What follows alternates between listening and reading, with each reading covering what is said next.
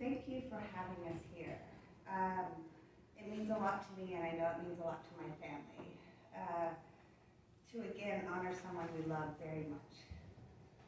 I know this organization was such an important part of Charlotte's life, especially the people in it. In anticipation of today, as her daughter, I wanted to somehow honor that. I also wanted to share something that came from her. So I asked her, because she's in the ethers, I asked her, what do you want me to share with everybody?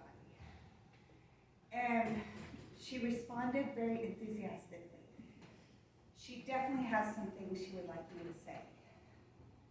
The main thing she wants me to share with you is that death is a beautiful thing.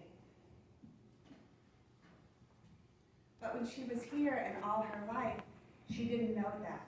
Instead, she feared it. And she feared lots of things. But when she wanted me to talk to you about her fears, some of her fears, because her fears might be yours too. And I know I can certainly relate. For example, she feared taking up too much space, thinking she was undeserving.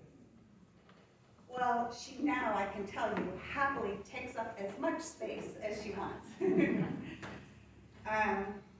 She worried about being imperfect and carried a lot of rules for how she should be and live. She now knows those rules were not necessary.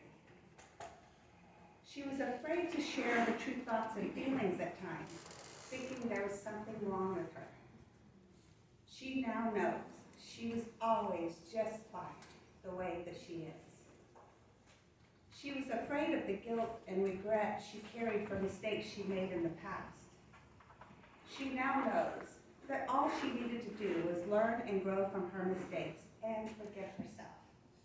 No punishment needed. She was also afraid of heights, and this was a fear I've had, and we would talk a little bit at times in the past few years about it. And I would share with her my progress on facing this fear.